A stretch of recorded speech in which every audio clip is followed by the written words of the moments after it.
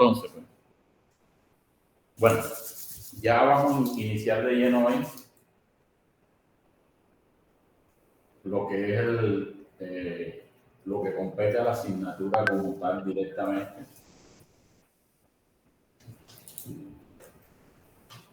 Que es el tema de la preparación de magistrales, de lo que llamamos farmacotecnia hospitalaria, se resume prácticamente en un tema de farmacia magistral a nivel hospitalario. ¿Quién está pidiendo ahí? Ya, ok, nadie. Bien, entonces vamos a dividirlo en dos, en lo que es estéril y lo que no es estéril. Prácticamente cuando abordemos todo el tema estéril, es bastante aplicable para lo que no vamos a dar en estéril. Más bien cuando hablemos un poco de lo estéril, es decir, que no aplica de lo que ya vimos. Por eso me voy a este tema de estéril, que ahí prácticamente aquí vamos a englobar todo.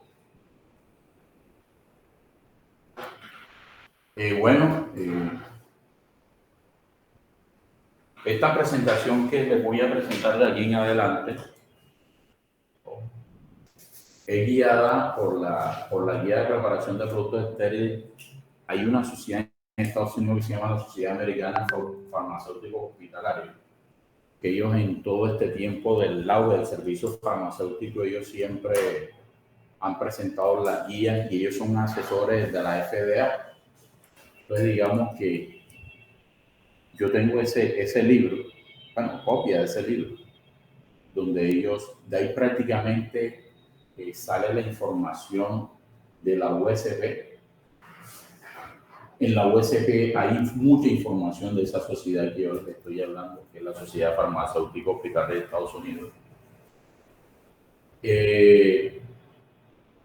Pues también los lineamientos de la FDA, porque quieramos o no, aquí en Colombia nosotros lo que hicimos fue guiarnos de lo escrito prácticamente en Estados Unidos.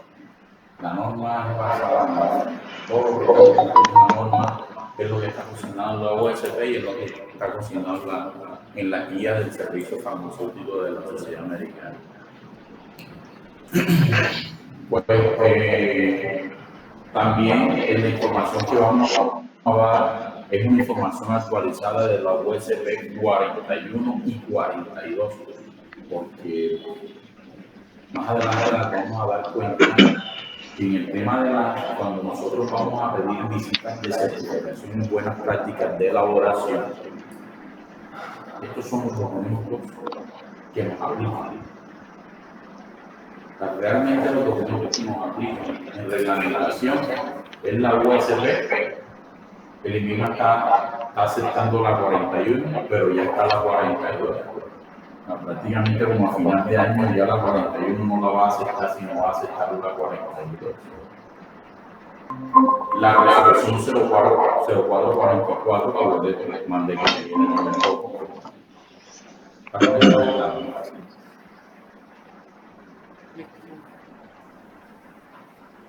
¿Tienen? La resolución 1403, que también revisamos la clase pasada, la antepasada, el decreto 2200 que reglamenta el servicio farmacéutico y el informe 42 de la OMS. Todos tenemos claro esa reglamentación nacional, ¿cierto?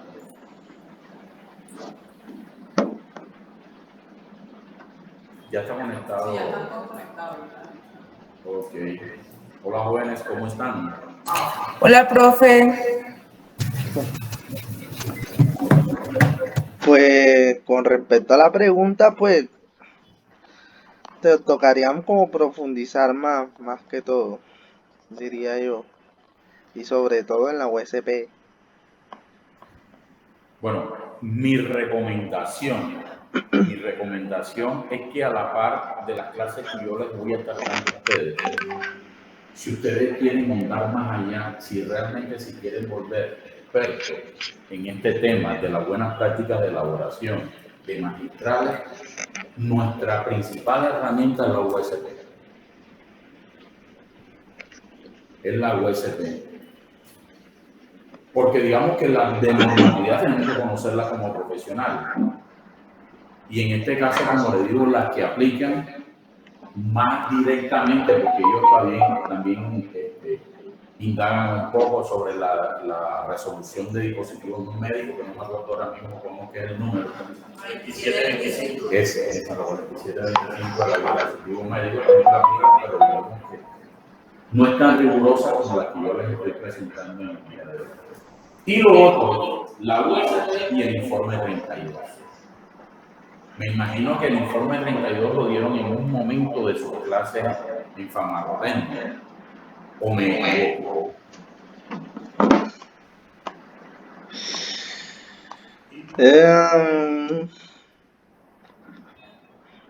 Pues no tan a profundidad como se debería, pero sí se dio. Bueno, el informe 32 es como una guía que se da a nivel mundial de cómo deben ser las buenas prácticas de manufactura en la industria farmacéutica. Recuerdan que yo les dije desde el principio que las buenas prácticas de elaboración localizada en una central de mezclas parenterales es una extrapolación de un laboratorio farmacéutico de inyectables a algo más pequeño, pero que en cuanto a rigurosidad y reglamentación es la misma. Entonces, lo que aplica en el informe 32 aplica para la central de mezcla. En conclusión, si yo como químico farmacéutico conozco mi norma y me leo, no es leer por la USB porque eso es falso, sino que la USB tiene unos capítulos que conciernen exactamente a la buena práctica, la buena práctica de elaboración. Uno de esos capítulos es la 797. La de microbiología, la 10, ya después le doy el número. Que ellos hablan de los aspectos como el apoyo crítico, como el sistema de aire que surgió, el número de partículas, la infraestructura física, el personal, las condiciones ambientales, cómo se miden, cada cuánto se miden, todo eso está en la USP. Y en el informe 32 es un tema más de operacionalización dentro de las áreas de producción.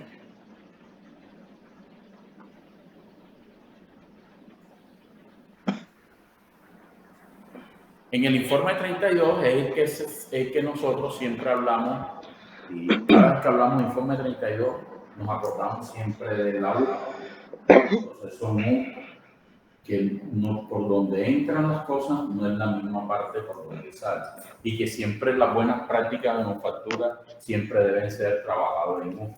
Si yo estoy al frente de un área de producción, por un lado ingreso los materiales y por otro lado los saco. Eso es lo que nosotros aplicamos en lo del informe 32. Hola, buenas.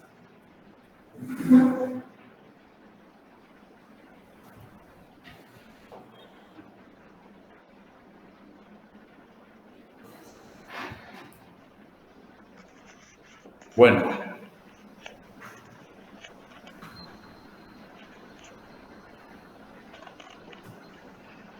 Al final, eso que está en la gráfica es lo que nosotros hacemos. Ya le decía,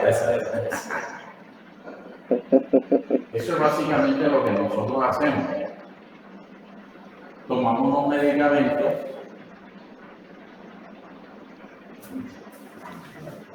una mini bolsa. Recuerda que yo le digo que nosotros realmente no preparamos nada, que es la diferencia que tenemos en cuanto al laboratorio farmacéutico. Nosotros lo que hacemos son ajustes y adecuaciones de dosis en un ambiente controlado, bajo unos parámetros ambientales que nos pide la norma, y que al final el producto es un medicamento preparado medicamento preparado bajo unas condiciones específicas y que va dirigido a un paciente en particular.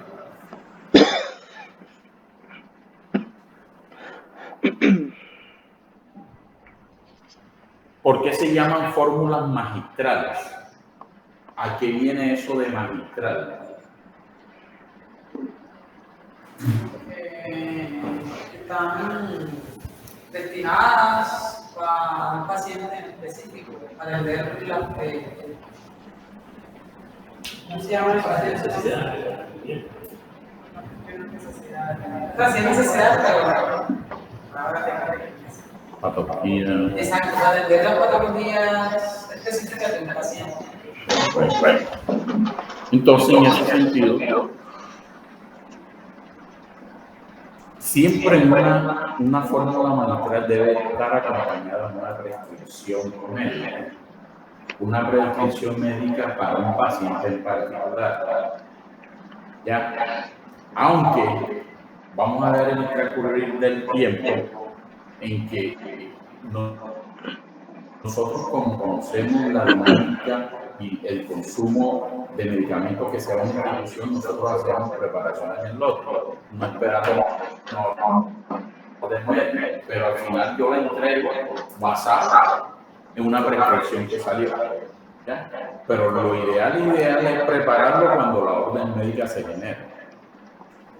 Eso he encontrado por lo menos con situaciones que también depende del auditor, del INVIMA, que hay algunos que aceptan y otros que no aceptan producciones en lote.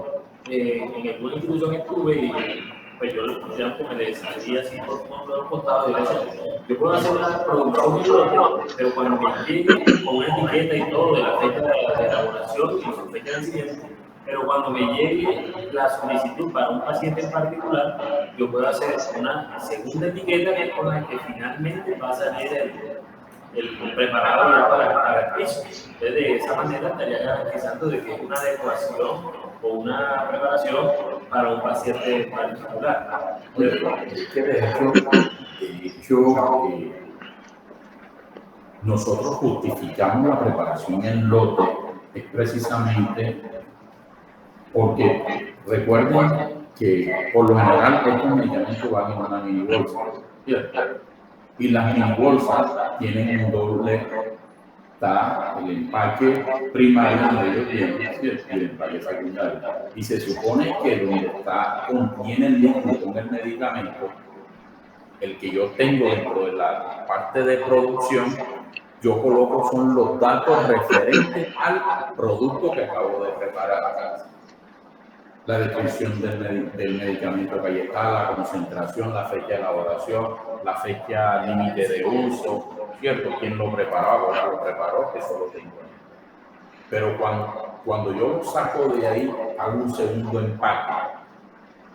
Cuando yo hago ese segundo empaque sobre eso, uno se pone en una cara y el otro se pone en la otra cara cuando le pongo el segundo empaque. En esa segunda cara sí van los datos concernientes al paciente para dónde va. ¿Ya? Porque eso es lo que hace si yo ese medicamento no lo utilicé en el paciente X, yo puedo perfectamente le quito la etiqueta, pero el contenido de lo que está ahí no me va a cambiar. Lo dejo para otro ingreso, perfectamente lo puedo hacer. ¿Qué es lo importante? Es que todo tiene que estar documentado como lo vamos a ver. Ante el mínimo se cae cuando la cosa no la documenta, pero si tú la tienes documentado no tienes dificultad absolutamente con nada. Carlos, ¿iba a decir algo?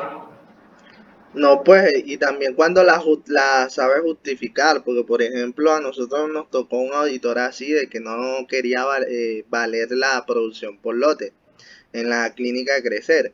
Pero lo que validamos dentro del procedimiento es que en urgencias, en UCI o personas que estén en estado crítico van a necesitar esas dosis lo más pronto posible. Entonces, esperar a que se prepare, se genera una etiqueta y eso pues genera una demora. Entonces, él no los valió como lo justificamos en nuestra producción. La producción en lote se justificó fue de acuerdo a la necesidad de los pacientes que puedan llegar y requieran esas dosis de una manera inmediata. No, pero sí es válido, vuelvo y repito, es válido siempre y cuando documentado y cómo voy a actuar bajo esos parámetros. Si Claro. lo documentado no tengo problema. Sí, sí. ¿Ok? Sí. Bien. Recuerda que yo en la clase, en los ejercicios que hicimos en la clase pasada, donde hacíamos el análisis, cuando hacíamos la interpretación de la orden médica, yo les decía que esto es fundamental antes de hacer cualquier ajuste o concentración de dosis dentro de una central de mezcla. Y que cuando yo voy a preparar esos productos, cuando yo voy a hacer el preparado, a la adecuación de ese medicamento tiene un nombre. Y por eso es la gráfica que yo les estoy colocando ahí. Tiene que haber una relación entre el paciente, quien está haciendo las labores de preparador, y el personal que va a hacer la entrega y la administración de los mismos. O sea que siempre tiene que haber una comunicación íntima en cada uno de ellos que van a participar en los procesos de producción. Recuerden nuevamente, a veces yo tengo que hablar con la enfermería antes de hacer un proceso de preparación, o si necesito hacer un ajuste de dosis. ¿Cierto? Yo tengo que saber que a ese paciente que le voy a preparar ese producto tiene una condición específica que de pronto me puede llevar a cambiarle el vehículo donde usualmente lo preparo. De pronto tengo que cambiar el volumen donde usualmente lo preparo. Por eso esa relación siempre tiene que existir cuando yo voy a hacer una preparación magistral.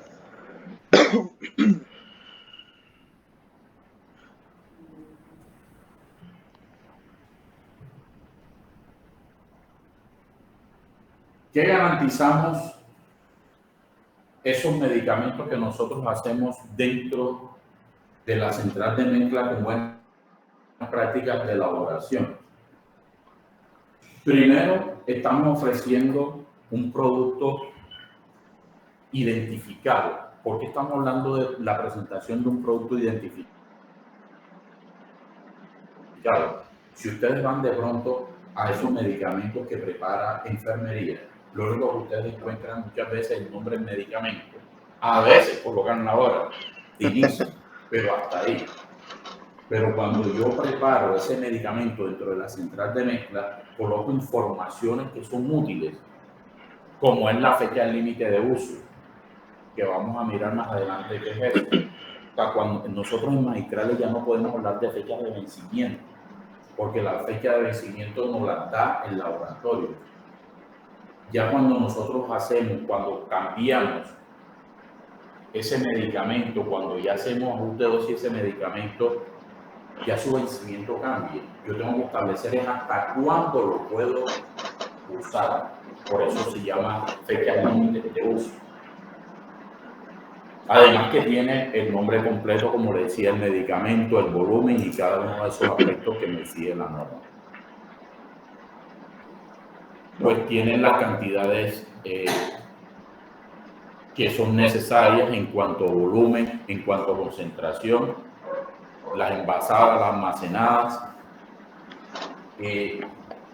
Muchas veces nos equivocamos en la concentración final del medicamento que tenemos ahí preparado. ¿Ustedes saben cuánto es el volumen que tiene una mini bolsa de 100 cc? El volumen real. No, tiene hasta más, por lo menos generalmente las de Baster traen hasta 10 mililitros, o por lo menos las de Fresenio así en un promedio 7, 8, siempre trae más. Por lo general aceptan el 10% del volumen total del vehículo, y eso hay que tenerlo en cuenta. Claro, porque ahí cambia la concentración porque el volumen es mayor. Correcto. Entonces son situaciones que Eso lo sabe un farmacéutico. Eso no lo sabe un técnico, no lo sabe un regente, muchas veces tampoco. Y además de eso, sabemos que tenemos que hacer purga, porque la idea que no solo vaya la mini bolsa, sino que también vaya el equipo de hemoclisis de macrogoteo vaya insertado enseguida en la mini bolsa. Y se supone que esa purga debiera hacerla yo. Pues a veces la purga la hacemos que solamente con la solución. Pues tenemos que conocer cuánto es el volumen que se lleva un equipo de macrogoteo. ¿Y ustedes saben cuánto es? 10, 20 mililitros, visto yo. Creo, sí. Entre 20 y 30 cc. 20 y 30, ok. Entonces, toda esa información nosotros la tenemos que conocer, porque tenemos que asegurarnos realmente lo que le estamos prescribiendo al paciente, lo que le estamos preparando al paciente. Bueno, lo demás tiene que ver con el sistema de distribución, porque ustedes saben que nosotros lo que somos es una unidad de negocio que surte al sistema de distribución de medicamentos endocrinitarios. Eso es lo que es una central de Honesta. Es una unidad de negocio que surte al sistema de distribución de medicamentos endocrinitarios. ¿Sí? Hace parte del sistema, pero no es el sistema. ¿Ok? Bien. Fundamental que nos exige la norma de buena práctica de elaboración, la técnica aséptica. Ustedes conocen la técnica aséptica, ¿cierto? Sí. Si han estado en algún momento en eso, cuando lo dieron ¿en qué dieron la parte de la técnica aséptica? En farmacia industrial, ¿no? Claro. Yo lo vi en microbiología con Bernarda. Sí. Sí, ella lo dio de por qué, cómo se tenía que lavar las manos uno, por qué la razón de la, hasta incluso la manera de cómo enjuagarse uno las manos después de un jabonado, y nos mostraba los datos antes y después, o cuando se hacían mal los lavados, más o menos. Y Estefany, ¿cómo es esa técnica aséptica?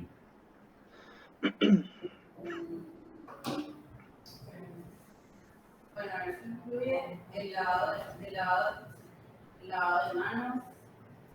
¿Cómo es el lavado de manos? Más bien de la sí para preparar el mismo lavado de manos. Se realiza antes de ingresar, se realiza uno antes de ingresar a la central, superficial. Ya dentro de la central se realiza el que ya es propiamente quirúrgico, que es hasta el codo, con los pasos. ¿Cuáles son esos pasitos? Primero van a la palma, después entre los dedos, así, después los codos y se enjuagan las manos. Pero antes de eso hay que abrir los guantes, hay que abrir el paquete de guantes estériles. Hay que dejarlo abierto. ¿Y cómo lo abro si tengo las manos sucias? Entonces después. Pide el favor. Mentira, que la presenta con parte. De última,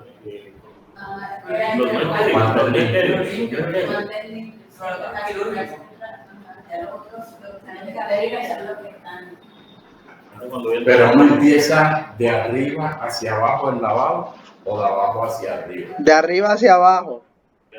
O sea, primero las manos y terminan los codos. Sí. O empiezan los codos y terminan las manos. No, tiene que ser de la zona de donde, de las manos, ¿cómo le digo?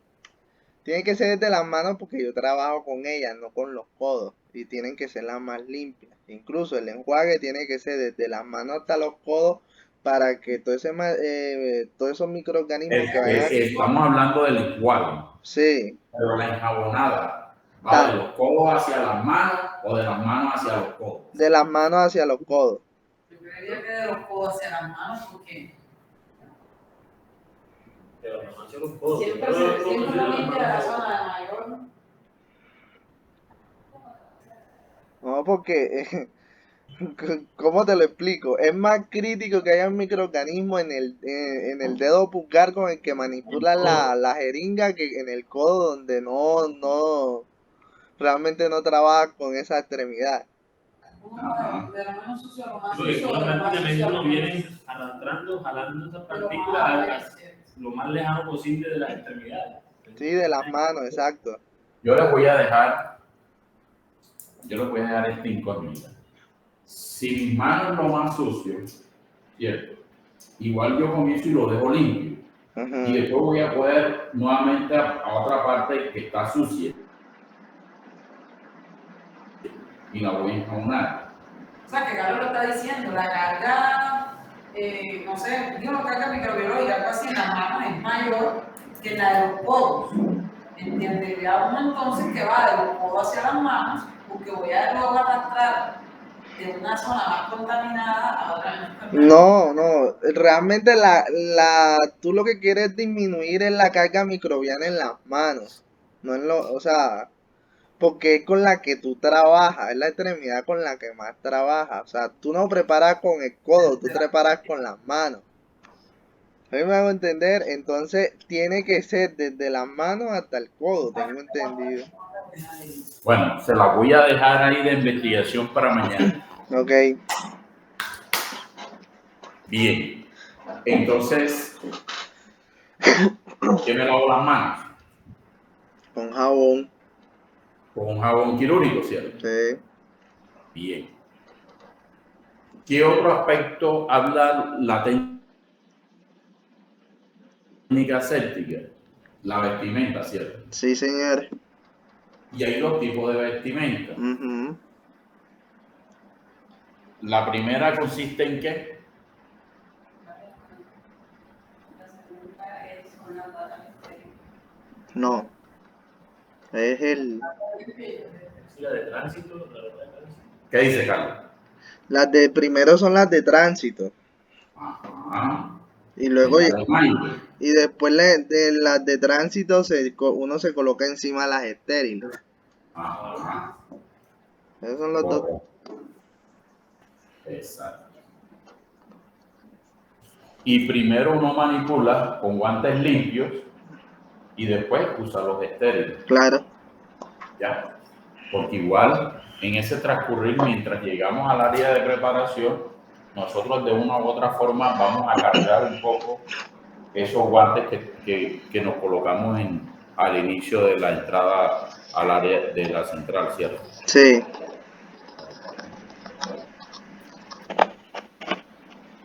Bueno, aquí vamos. Otra parte fundamental son las condiciones ambientales, ¿cierto? Ujú. ¿Qué dice la norma en cuanto a condiciones ambientales? Dependiendo de la clasificación del área. Ajá. O sea, creo que si es clase A, B, C. O sea, mejor dicho, tengo entendido que la más estéril, o sea, que son dentro de la cabina, tiene que ser máximo hasta una unidad formadora de colonia. Después, la que le sigue es del ambiente de trabajo, creo que son hasta 5. Que esas ISO 5, ISO 7. Y después las ISO 8, más de 10 unidades formadoras de colonia. No recuerdo muy bien, pero eso depende más que todo de la clasificación de la cabina. Perdón, la clasificación del área. ¿Y qué tipo de controles ambientales nosotros hacemos o nos pide la norma que hagamos? Pues ambientales es con respecto a un medio de cultivo en un aparatico que... O sea, usted viene y mete la caja de Petri en ese aparatico y es como que le absorbe aire y lo impregna en la caja de Petri. Creo que sí. Y también es de superficies. Ah, que usted viene, coge un caldo en un hisopo toma la superficie y ya por turbidimetría calcula si está dentro de los parámetros. Bien. Cuando hablamos de condiciones ambientales, tenemos que mirarlo desde varios aspectos. Uno, el ambiente. Nosotros, la norma nos exige una calidad de aire, ¿cierto?, con un número de partículas determinado. Ah, ya. ¿Qué medimos? Mos y levadura, Sí. ¿cierto? Y de acuerdo a la normatividad, la USP 4142, la 0444, ellos y sobre todo la USP nos determinan cuánto es el número de estas partículas que nos aceptan en un área determinada. Más adelante, cuando veamos la clasificación de áreas, nos vamos a dar cuenta que en cada una de ellas hay unas unidades diferentes, hay una aceptación diferente, obviamente, por la esterilidad que estamos buscando en las zonas de preparación. Entonces, uno es el ambiente, entonces hacemos cultivos de ambiente para determinar cómo está esa carga microbiana dentro de la central de mezcla. La otra, como dijo Carlos, es la superficie. Y cuando hablamos de superficie, son todas las superficies que están dentro de una central. En este caso estamos hablando de las cabinas, Mesa, de los mesones, de las paredes, techo, piso, pasto, balanzas, selladoras, negatoscopios, visor de partículas, que son el negatoscopio por lo general es lo que colocamos dentro de una central de mezcla cuando no tenemos realmente un visor de partículas. Para qué tanto gasto si con un negatoscopio podemos hacerlo. Pues cada una de esas superficies que entran dentro de la central tienen que hacerle cultivo de superficie. Y el otro es al personal. El personal también se le hace muestreo microbiológico. claro. Ese muestreo microbiológico se hace en qué? Manos, guantes, manos libres y manos enguantadas. Correcto. En la vestimenta. Del uniforme también. Es correcto. Y lo otro que hacemos es las pruebas de llenado aséptico. Y las pruebas de llenado aséptico es para verificar que nosotros preparamos o hacemos ajuste de dosis bajo las técnicas asépticas. Entonces se evalúa el producto final si realmente en todo el proceso, desde que el medicamento, desde que ese producto se sanitizó, que entró a la central, que se hizo el ajuste, pues toman ese producto, se lo llevan y lo someten al crecimiento microbiológico para ver si creció algo ahí, y eso nos va a decir la pericia del preparador con respecto a contaminar o no lo que prepara o él ajusta dentro de una central de mezcla. Claro. Y tiene que ser con un medio de cultivo líquido, caldo. ¿Van entendiendo hasta ahí? Sí. Sí, profe. Ok. Sí, profe. Entonces, cuando yo hago el cultivo, dígame, cuando yo hago el cultivo ambiental, ¿qué evalúo? ¿Qué creen ustedes que se evalúa? Mesófilos ¿cómo es? No es lo que no es el tipo microorganismo, sino qué proceso evalúo. La calidad del aire. Cuando yo hago una monitorización ambiental. O sea, era más bien la calidad de los filtros. Uno, no es la calidad de los, bueno, en cierta forma sí, puede ser la calidad de los filtros, la saturación de los filtros. Que eso va unido con el sistema de aire que estemos utilizando, ¿cierto? Claro. Si está filtrando o no está filtrando. ¿Qué más evalúo?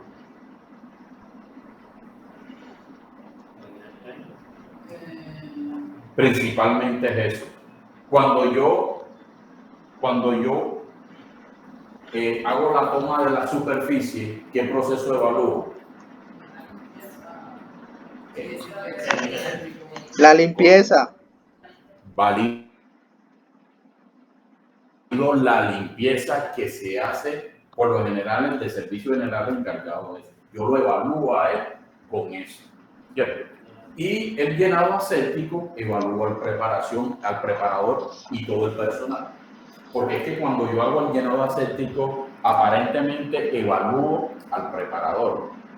Pero yo no solo evalúo al preparador, estoy evaluando al auxiliar que me llevó el producto, el auxiliar que me hizo la aspersión inicial para bajarle la carga, el que me la pasa en el pass-through, después lo tomo yo y después yo hago todo el proceso de ajuste. O sea que es todo un sistema que yo estoy evaluando cuando determino el llenado aséptico, cuando hago el control de llenado aséptico. ¿Entendido hasta ahí? Sí, señor. Bien. Y lo otro que está aquí mismo es las instalaciones, equipos y suministros. Las buenas prácticas de elaboración me exigen unas áreas determinadas, unas características también definidas de acuerdo a la norma, que por eso yo les mandé a leer la 4445, que ustedes se la saben ya de día abajo. ¿Cierto? Ahí vamos. Que si te aprendiste la 4445. Estamos en eso, profe. Ah, están en ese. Sí. Ah, ok. Bueno, pues hablo por mí, no sé los demás. Ok. Bueno, entonces les decía que en las buenas prácticas de elaboración nos exigen una infraestructura que tenga una división de unas áreas que debe tener unas características especiales. Que eso lo vamos a ver más adelante. No sé si alcancemos ahí a iniciar. Espero que ya hayan comprado el metro, porque Laura, ¿leíste el metro? Ah, bien. Porque por eso de aquí en ahora porque estoy haciendo una presentación, pero esas caras yo las quiero ver a ustedes para ver cómo están haciendo las medidas. Ok. En cuanto a equipo, también vamos a ver cuál es el equipamiento que me exige la normatividad. Y esos equipamientos también deben cumplir con unas características específicas que sean demostrables. ¿Y cómo son demostrables? Por las validaciones que hagamos de ellas, ¿cierto? Por la metodología que se hace de esos equipos. Y los otros suministros que ahí se necesitan.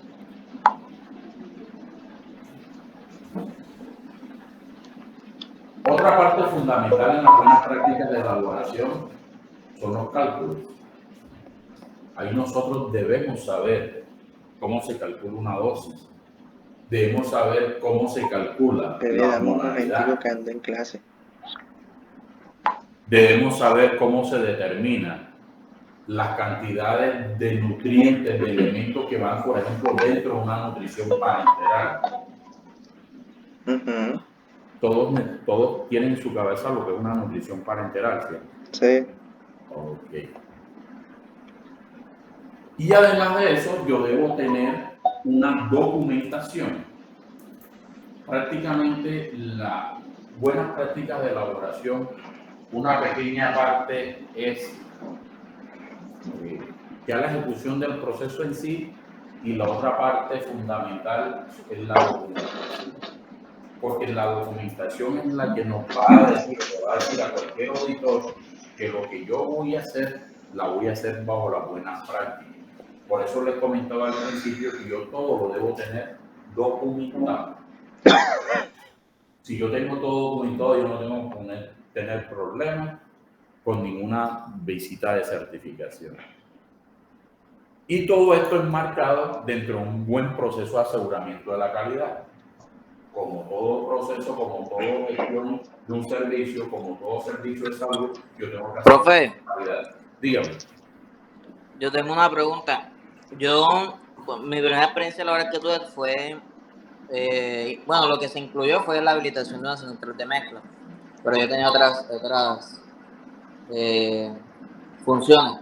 Una de esas cosas que no sucedió fue que nos pedían que el Excel con el cual se calculaban las concentraciones y la molaridad y todos los requerimientos necesarios para preparar una nutrición tenía que estar validado. El Excel tenía que estar validado. Sí, una validación breve. Y lo que yo me he dado cuenta es que yo no sé si en todas o en casi todas ahí se utilizan Excel no validados.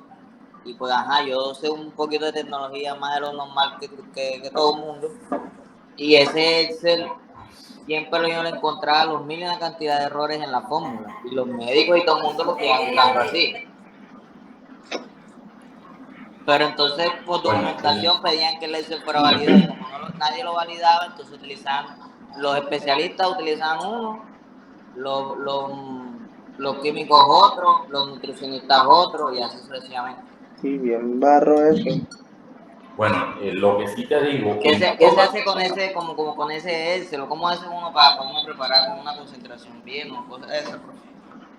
en toda visita de certificación, todos te van a exigir la validación de la hoja de cálculo. Toda hoja de cálculo que tú presentes, todo programa de software, es más, te voy a poner un ejemplo. Hoy en día, la monitorización ambiental la están haciendo a través de un software. Te ponen unos termómetros que tienen Wi-Fi, que te van mandando la información a tu celular, al computador, para que tú lleves ese control. Claro. Pero eso no es tan así hoy en día. No, sí, profe, ahí en Cali sí, un colega lo está, de hecho vende ese sistema. Y cuando se va el internet, los datos quedan almacenados en una nube. Cuando viene el internet, otra vez se descarga. Yo no te estoy diciendo que no se use, te estoy diciendo que el INVIMA, para tú justificar eso, también tienes que validar ese sistema. Tú no lo validas, que esa información que te está pasando es confiable, no te lo acepta. Entonces te lleva a buscar tus controles anteriores, que pones tu termómetro normal en las áreas para que puedas tener tu monitorización. Con esto les estoy diciendo que toda tecnología que se utilice dentro de para justificar una parte de los procesos de la central de mezcla, todo tiene que ser validado. Si no tiene alguno validado, no lo presente porque no te lo van a aprobar. Profe, ¿cómo se valida esa tecnología? ¿De cómo? ¿Cómo hace uno para validar esa tecnología? ¿Quién científico o quién científico?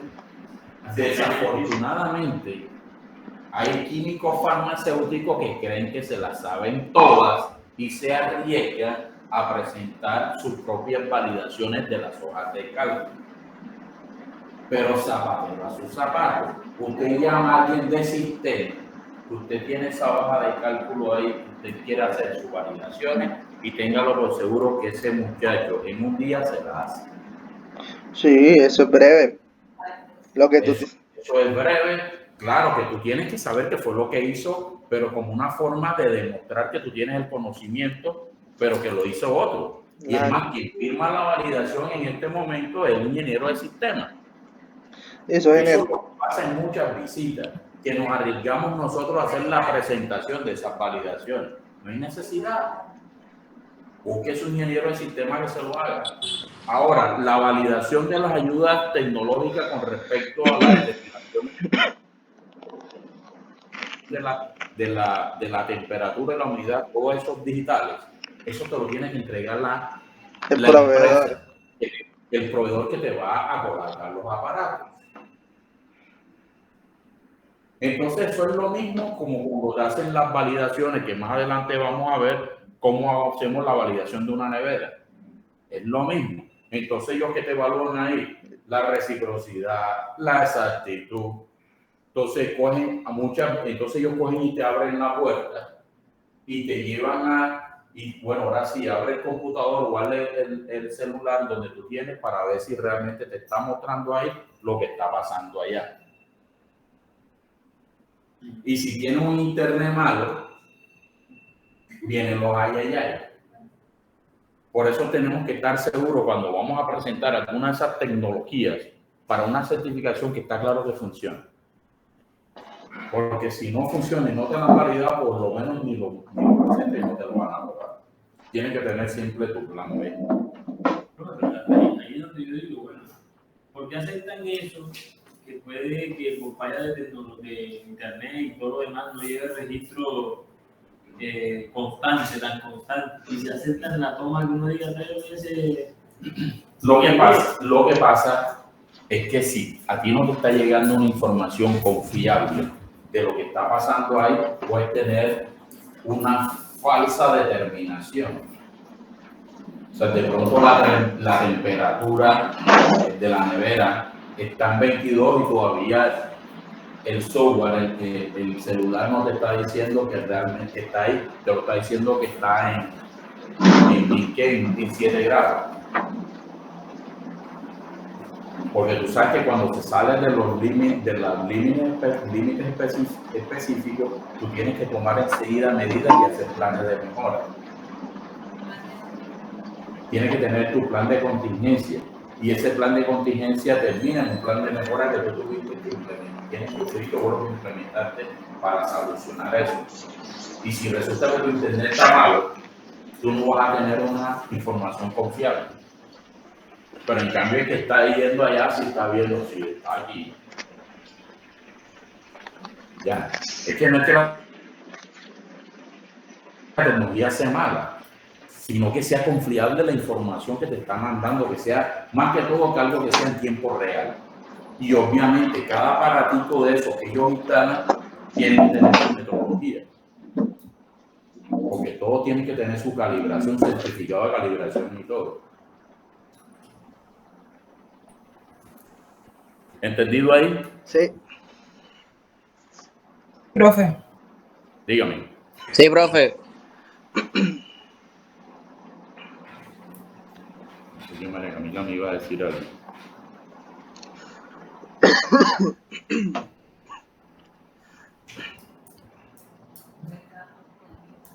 ¿Cómo? La profe ya no. Yolima.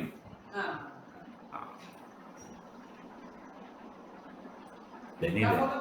de la cruz de Niles. De Niles, no. Esa es la cabina. Sí, es la profe de Niles. No, eso no es aquí.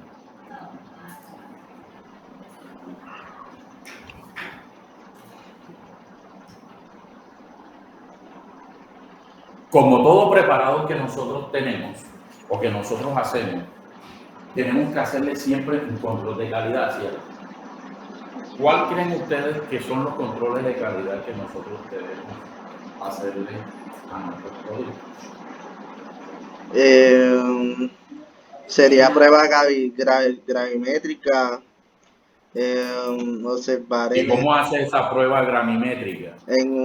por lo menos si es una nutrición, pues la hago en una balanza. Ajá.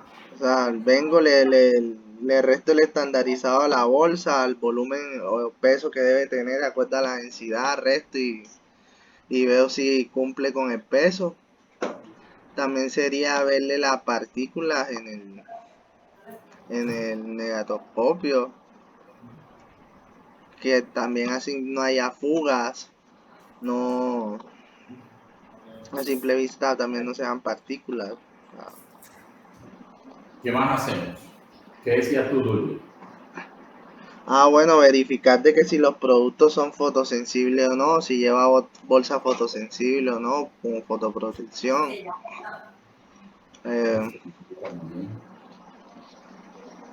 ¿Qué más así?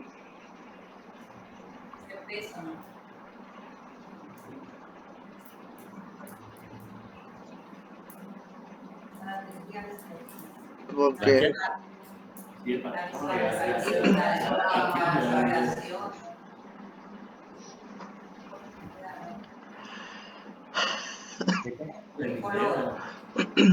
Ah, sí, claro. El color final del preparado, correcto. el color, sí. La etiqueta, Ah, el contenido de la etiqueta. todos esos aspectos se evalúan. Un momentito, seguimos aquí. Vamos a continuar ahí.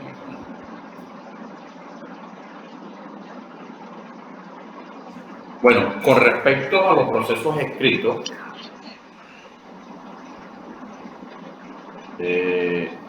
hay algunos aspectos que hay que tener en cuenta, que lo vamos a ver también nosotros, que ya hablamos un poquito sobre lo que son las técnicas asépticas. Lo que hablamos, asegurar la identidad, calidad, la pureza correcta de los preparados que se tiene ahí.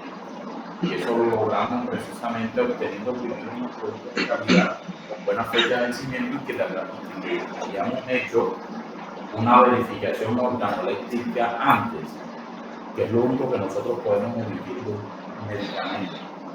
O sea, difícilmente nosotros podemos decir si un medicamento es bueno o es malo, es de calidad o no es de calidad, ¿cierto?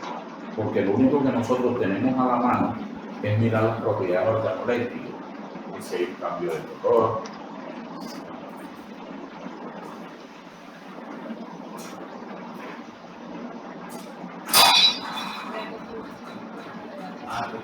gracias.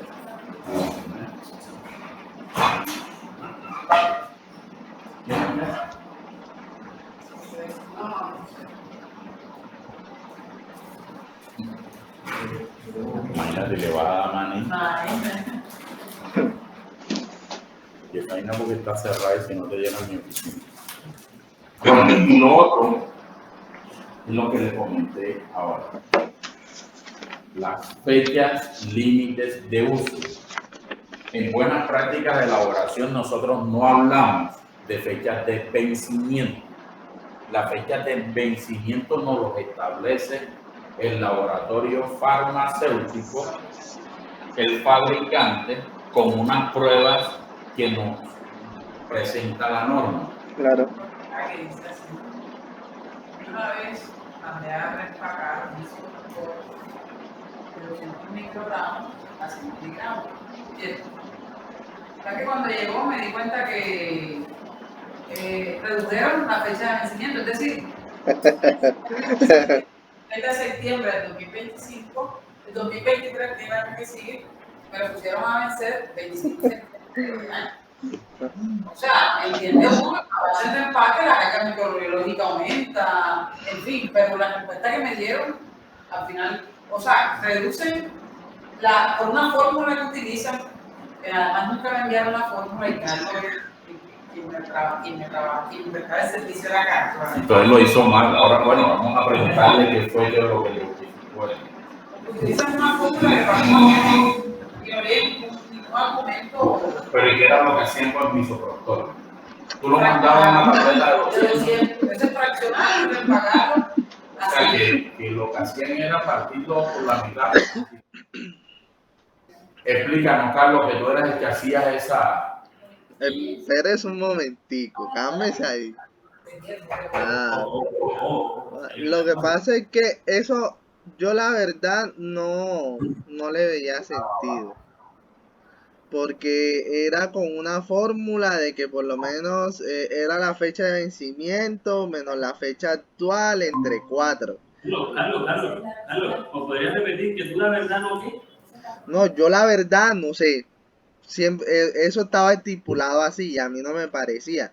Incluso en las reuniones de comité yo lo manifesté de que no, incluso lo busqué en los procedimientos, siendo sincero, no lo encontré. ¿Cuál era la justificación de que al tú hacer una adecuación, por lo menos te pasaré, vamos a ponerle el caso en misoprostol, que te pasaban el de 100 y lo tenías que pasar a 50 y automáticamente pasaba la estabilidad disminuida? No sé, nunca encontré realmente como una base científica a eso, pero eso era lo que tocaba hacer, entonces ya ahí sí no es mi culpa.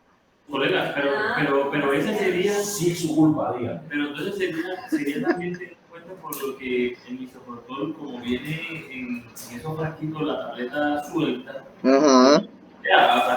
tenía en cuenta eso, que la humedad a la que ya se ponía el medicamento, la O sea, manipulación de carga microbiológica, Pero pues la fórmula no se han sacado. Exacto, yo lo que entendía era de que Seguro eso lo hizo Carlos y ahora está sacando no, nada, a mí y no a mí me late que está sacando.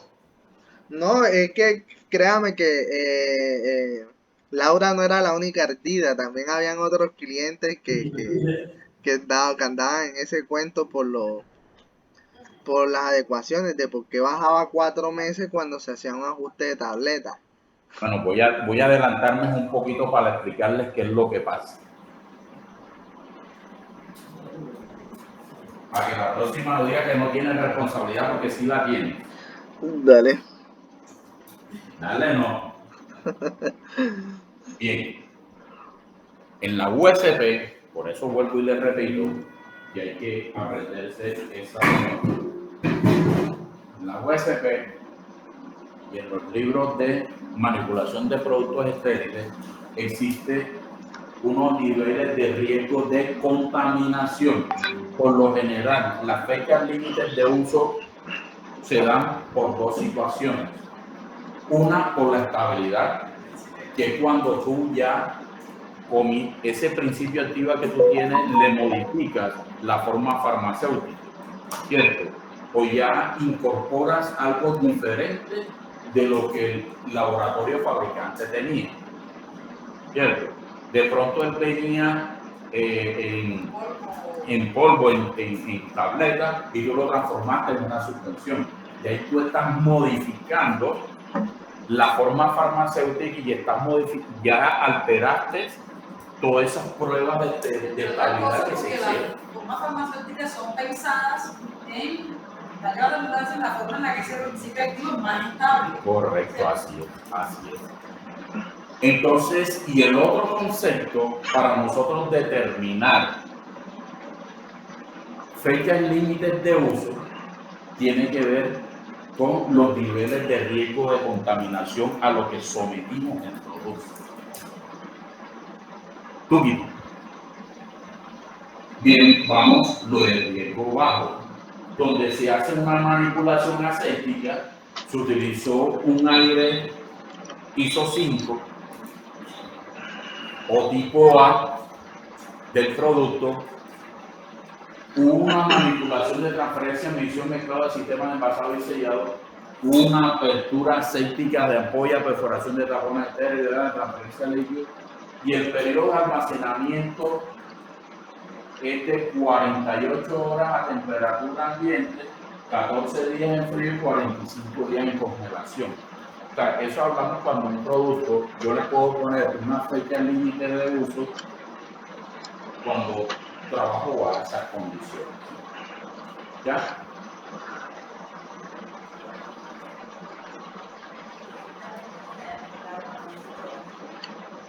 O sea, lo que me determina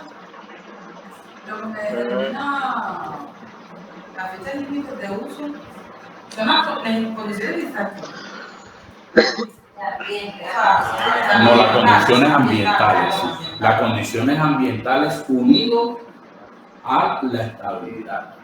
Entonces, ¿qué pasa? Que muchas veces yo no tengo reportes de la estabilidad del producto, no la tengo por escrito, pero ya te estás diciendo cómo tú estipulas una fecha límite de uso si tú hiciste estas cosas.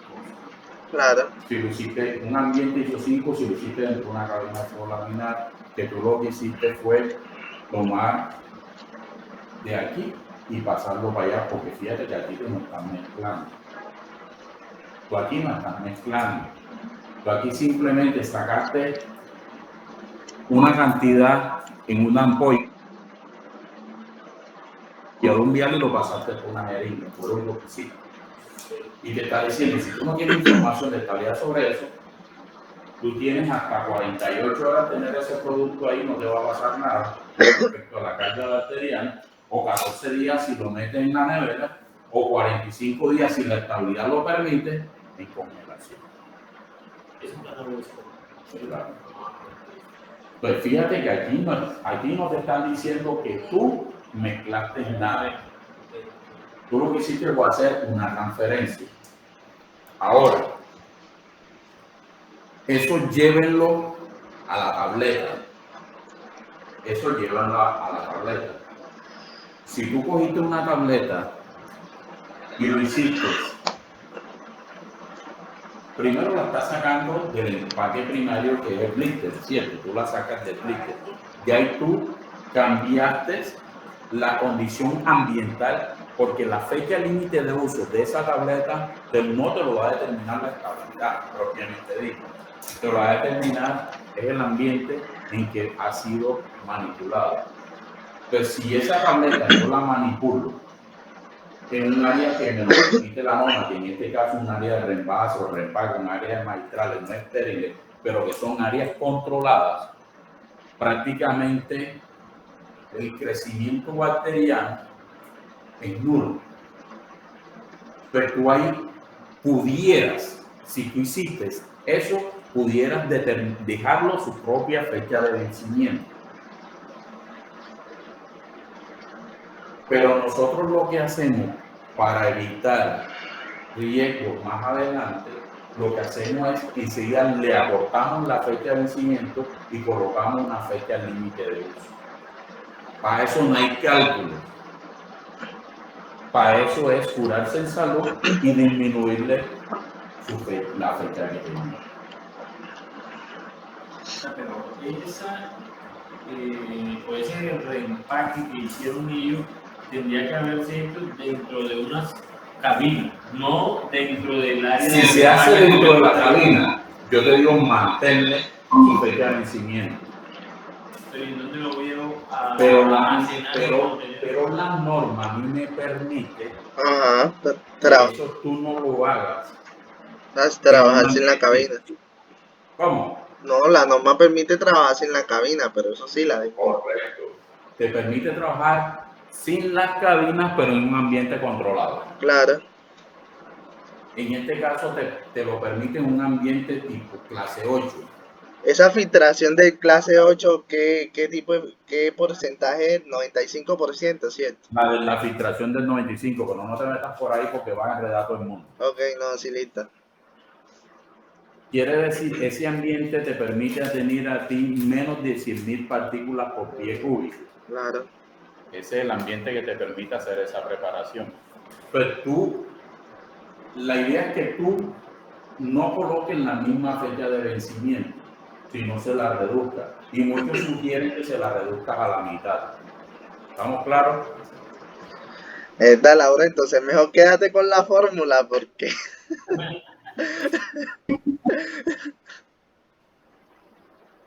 Claro, le estamos poniendo a la chica no había tal fórmula. Fíjense, en el riesgo medio ya hay combinaciones. O sea, tú estás bajo un ambiente ISO 5, pero estás combinando. O sea, ya estás combinando dosis, ya sea de vehículo o dosis de medicamento. Ya estás alterando un poco el medio donde ese principio activo estaba. En este caso, por lo general, es una solución que tú estás preparando. Cuando vas así, ¿qué te dicen?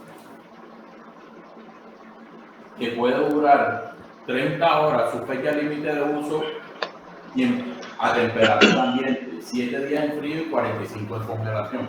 Fíjate que va disminuyendo el tiempo donde yo puedo tener ese producto almacenado.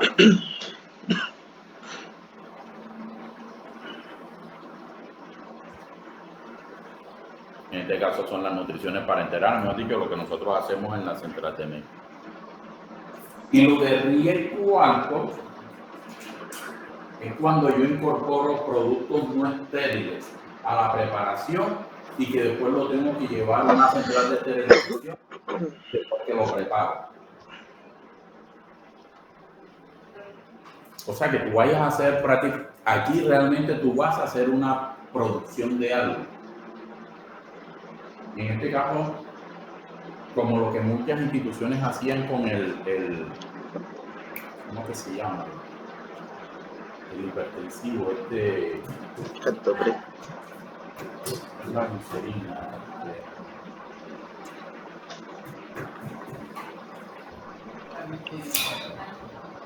¿cómo es? La nitazoxana. El hidrocruciato. Pues comprabas el polvito, lo mezclabas dentro de una cadena colaminar y se lo pasabas intravenoso al paciente. Antes de hacer eso, tú tienes que hacer una canalización del producto. Pues fíjate, cuando tú haces eso, ya estás en un producto de alto riesgo porque su manipulación es excesiva. Pues fíjate que ahí te está diciendo que después que tú hagas todo eso, la máxima fecha límite de uso que le das con esos 24 horas. 3 días en frío y 45 días en congelación, porque ya es un producto de alto riesgo de contaminación microbiológica. Ojo, siempre tener presente su estabilidad en el vehículo donde se vaya a preparar. Eso está en ese ¿Mm? Sí. Esto vamos a ver después.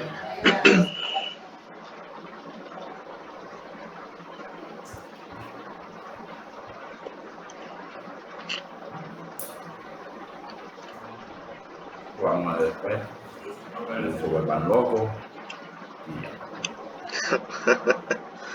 Carlos nos motivó. ¿Cómo? Carlos nos motivó la otra información. ¿Cuál? La que se saltó como 10 días. Ah, no, yo se los voy a presentar, pero todavía no. Para que el bumangués no se vaya.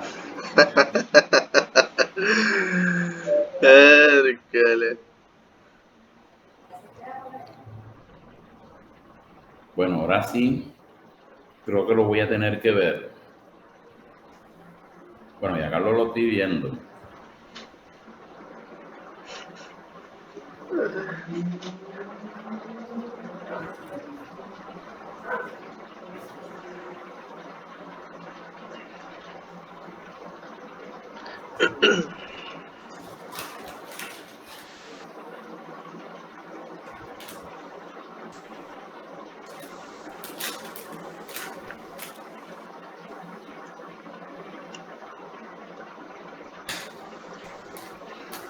Bueno, ahora sí vamos a empezar con las instalaciones.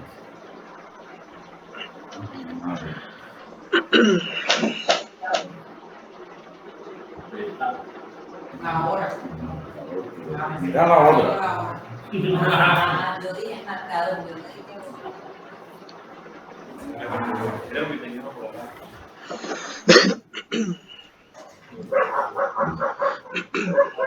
¿Dónde?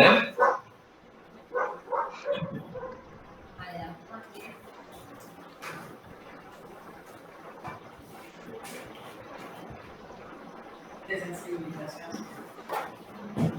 Pues madre. Bueno, vamos a terminar entonces con la. Ay, pues madre. No estaba. Bueno, vamos a terminar entonces con la diapositiva.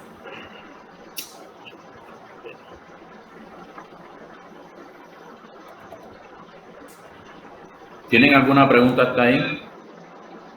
Yo sí tengo una. Dígame. Lo que pasa es que yo siempre he notado de que hay unas estabilidades de un volumen reconstituido y un volumen diluido, ¿cierto? O sea, ¿cómo así? Yo por lo menos voy a preparar una AMPI y esa AMPI viene por 1500 y voy a preparar una dosis de 500. Generalmente cuando uno ve la estabilidad de eso dice 2 días, pero dice reconstituido, o sea, lo que me queda en el vial. Pero cuando yo lo paso lo diluyo en la solución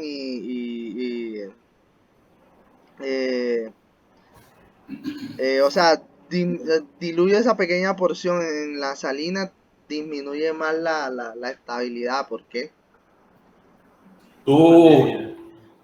¿Tú conoces a un profesor que se llama Benicio Sánchez? Sí, Él no te dio química, sí, claro, te dio soluciones. sí. Ah, bueno. Trata de contestarme tú mismo esa pregunta. Antes de preguntarle a Estefan, ¿qué te quieres más? Trata de contestarte tú mismo la pregunta. No, pues Ponte. Ajá. yo diluyo la solución, ¿cierto? La situación que Carlos está colocando es que por lo general el producto que viene liofilizado, tú necesitas primero reconstituirlo. Reconstituirlo es disolverlo, ¿cierto? Hacer una solución de él y después esa solución que está ahí reconstituida, pasarla a la mini bolsa. Ahí se dan dos consideraciones que quiero que Carlos me responda. O ustedes, díganme, porque él dice que por qué su estabilidad cambia y por qué su límite, su fecha límite de uso cambia.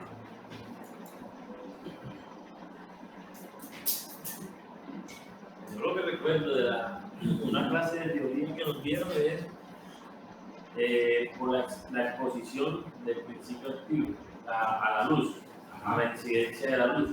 Entre más concentrada esté, pues va a haber menor exposición de las partículas o del medicamento a la luz. Yo creo que terminaría acelerando, podría ser uno de los factores que aceleran la transformación, de la transición del medicamento.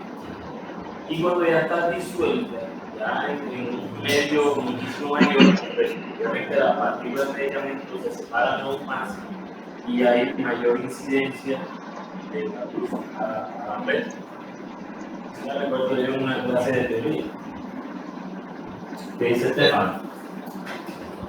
Un método. Ya no me decía.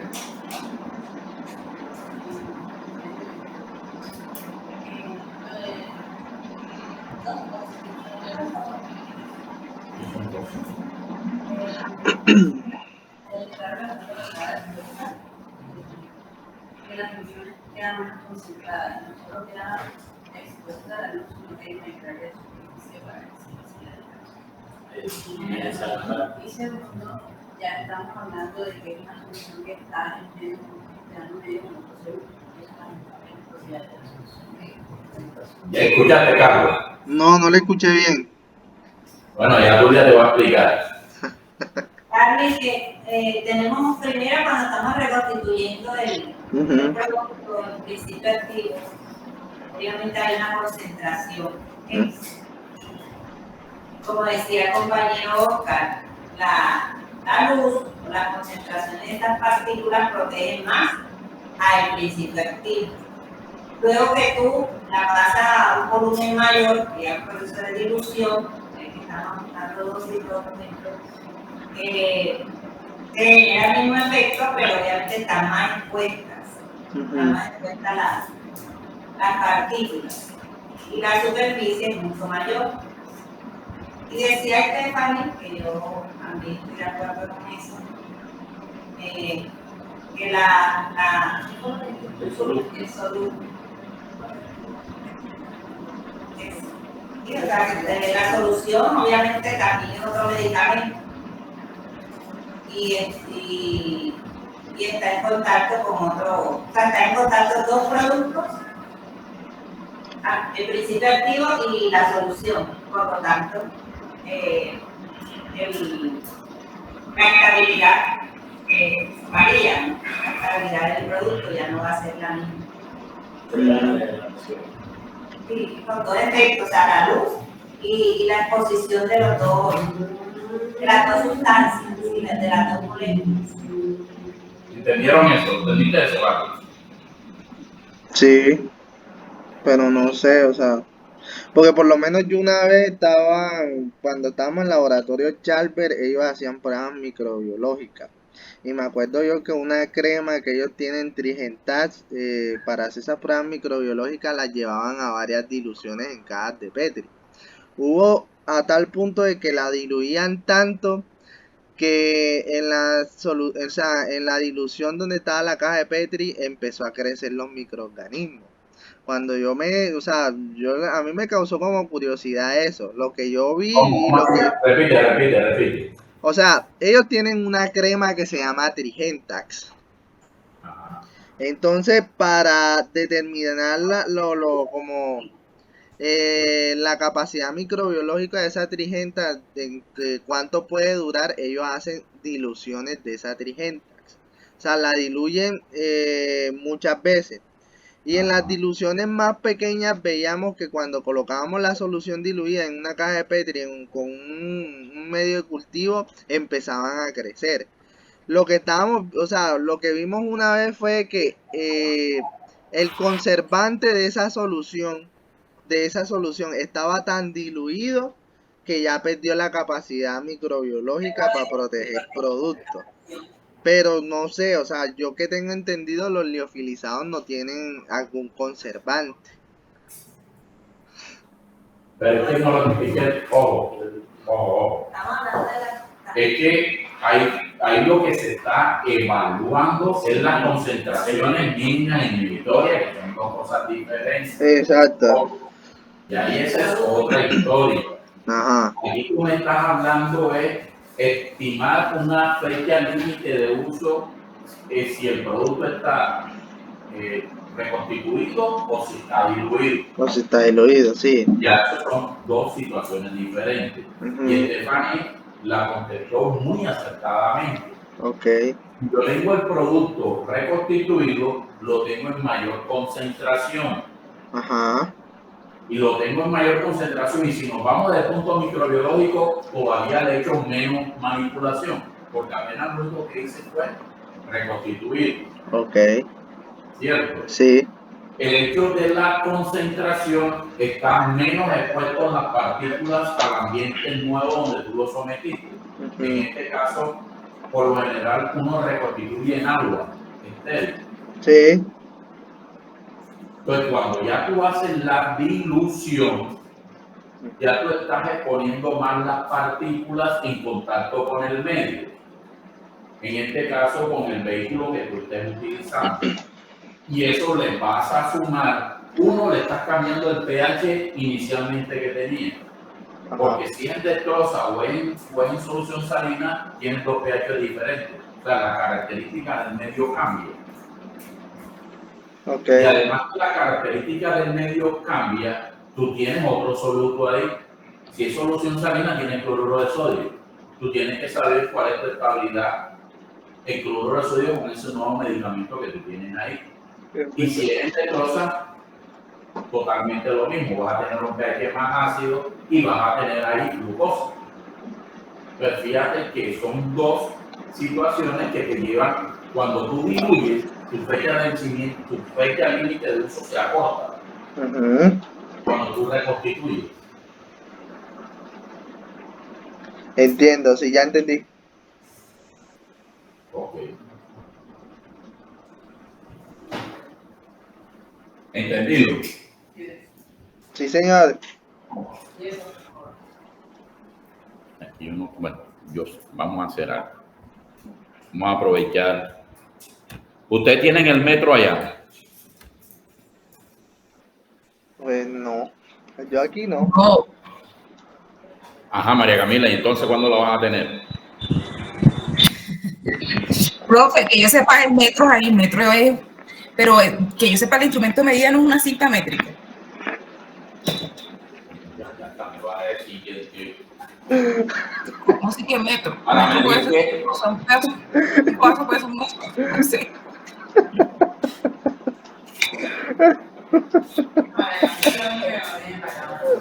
María Camila, activa la cámara para ver que, mira, ya el señor Brian salió con su copete y todo. Hola. ¿Y por qué no tiene el metro? Cuando nosotros vamos a asesorar, cuando nosotros vamos a montar unas buenas prácticas de elaboración, esto es nuestro principal instrumento, el metro. ¿Cierto?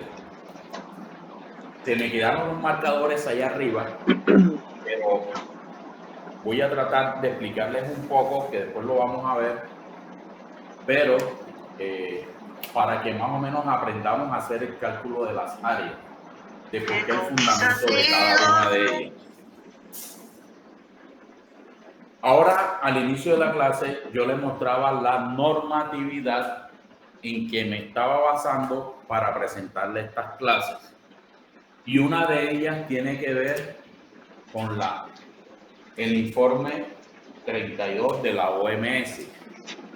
Ese informe 32, que por favor quiero que lo lean también, habla mucho habla sobre las buenas prácticas de manufactura, de cómo deben ser realizadas esas buenas prácticas de manufactura.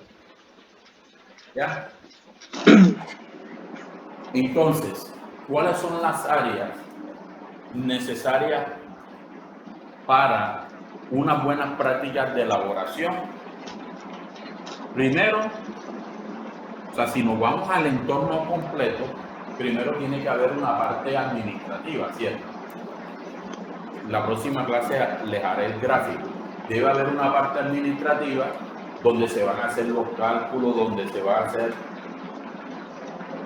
hacer los cálculos, donde se va a determinar las concentraciones que se van a preparar, donde se van a hacer las órdenes de producción, todas esas cosas.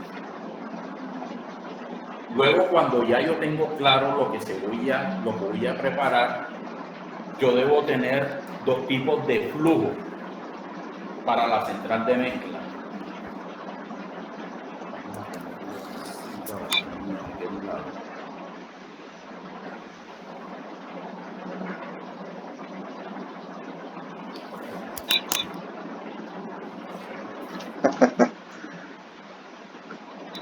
Ahí, para que vean a todos sus seguidores.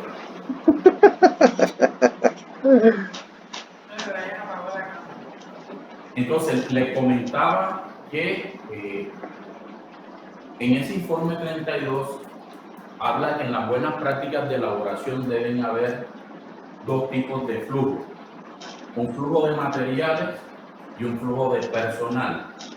Que el flujo de materiales se hace a través de unas escotillas o pass-through que deben tener unas características especiales que vamos a ver más adelante. Y el flujo de personal que se da primero a través de ¿qué? Del vestir, ¿cierto? Que es la primer área donde nosotros ingresamos.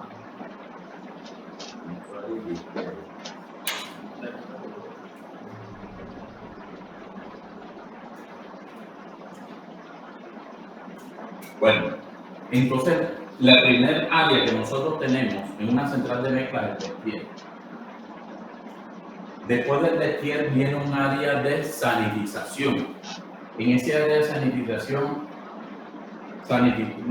le bajamos la carga tanto a los materiales como al personal.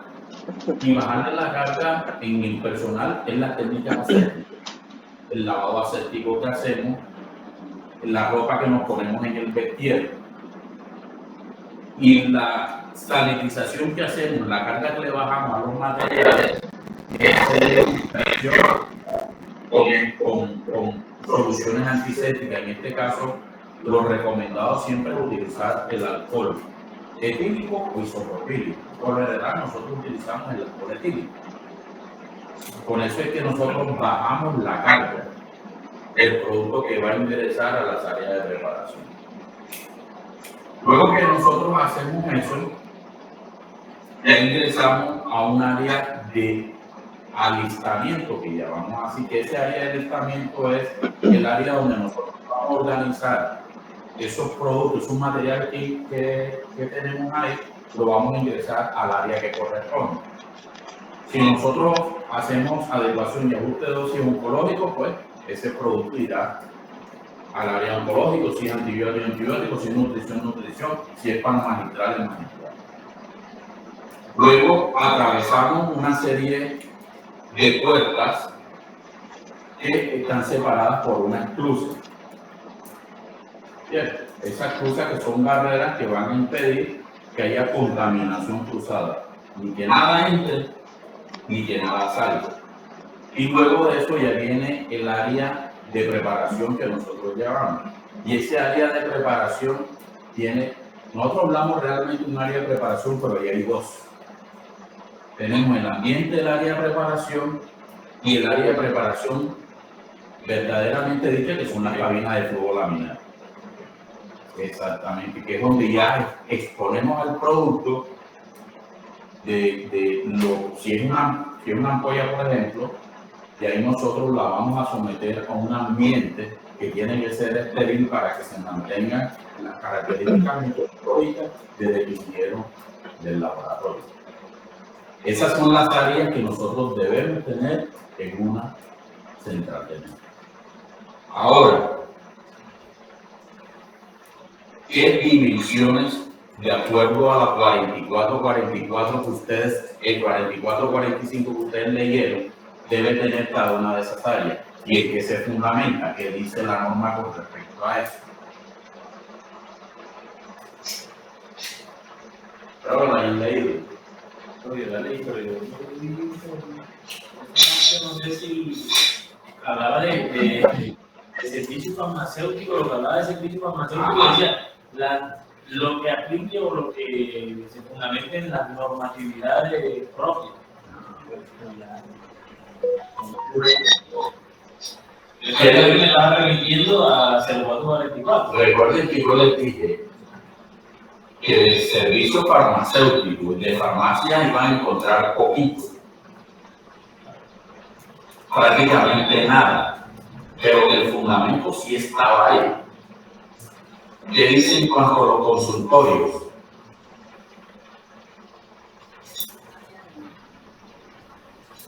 ¿Y la ley?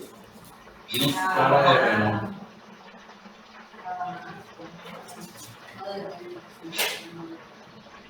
¿Ah? La mamá. Profe, no son 6 metros cuadrados los consultorios. ¿Cuánto? 6 metros cuadrados. Un consultorio. Sí. Así también que sí, yo no encontré relación, la verdad. Empecé a mirar que los consultorios, si yo mencionaba ahí, que las divisiones, que la mano. Bueno, como quiera que sea, esto lo tienen que aprender ustedes, basado. Mañana hay clases, ¿cierto? Sí. Bien. Como mañana hay clases, ustedes me van a averiguar dentro de la 4445 cuáles son las dimensiones del escritorio en un consultorio, cuáles son las distancias entre camillas de un área de hospitalización,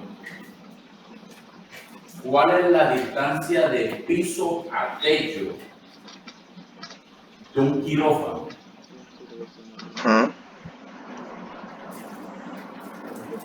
¿Qué tipo de paredes, de pisos y de techos son reglamentarios? Eso sí lo dice la 1403 y la dice claro, que deben ser paredes planables, que deben ser vinculadas, que deben tener una curvatura tal de eso.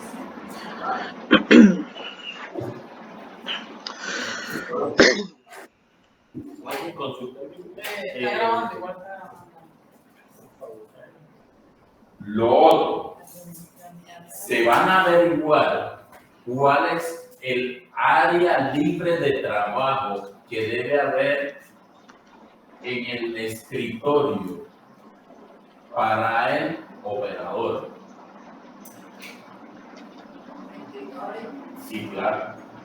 Es que cuando usted está sentado en un escritorio, usted debe tener un espacio libre de movilidad, y eso lo establece esa norma. Estoy tirando todos los tips para que entiendan de dónde sale todo ese tema de la central de energía. También habla cuál es la distancia que debe haber entre estantes en un área de almacenamiento de medicamentos.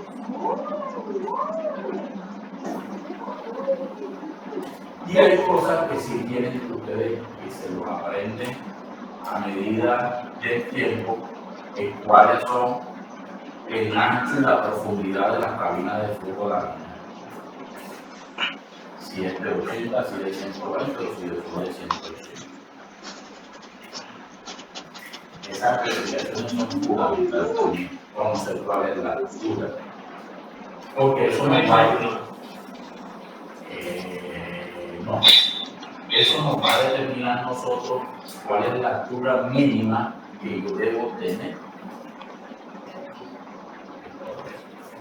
También la 44-45 habla de cuál es la distancia que hay del piso a la rejilla de retorno de un sistema de aire. La localización de la ventilación. También habla del ancho de las dimensiones de las puertas.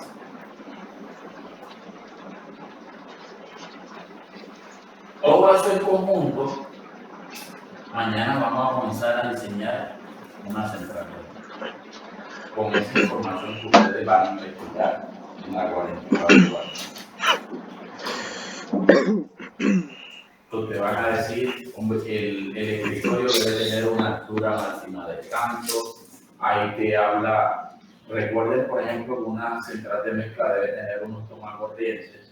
Ahí te habla cuál es la altura que deben tener los tomacorrientes, cuáles son las protecciones que deben tener los tomacorrientes. Las luces también hablan al respecto a eso. Pues lo que no esperen es que esa norma, que es creo que del 96, les hable de central de mezcla, donde y aquí se abrió la central de mezcla o en 2008, puede que salga una norma de la central de mezcla. Pero todo lo que está ahí escrito es un insumo suficiente para yo tener claro cómo hago el diseño de la central. ¿Entendieron, jóvenes? Ryan, María Camila. Sí. Profe. Y espero que a ninguno mañana se le olvide el mes. Mañana voy a ir. No lo saques de todo. No voy a brincar. Hola, señora Nelly, ¿cómo va? Bien, señor. Mañana es muchísima. Bueno, eso le iba a comentar. Ya de un momentico termina acá ya. ¿Entendieron, jóvenes? Sí. Bueno, entonces mañana arrancamos entonces con las dimensiones de una central de mezcla, con eso que ustedes van a investigar hoy y mañana, para que mañana sea fluido todas las medidas que vamos a hacer y sean capaces de diseñar una central de mezcla. ¿Correcto? Sí, señor. Sí, profe. Bueno, entonces que pasen buenas noches y nos vemos mañana. Espero mañana poder que nos conectemos tempranito para que aprovechemos más el tiempo. Listo, sí, señora. Hasta luego. Listo, profe. Chao. Chao. Bueno, que pasen bien, pues. De ahí.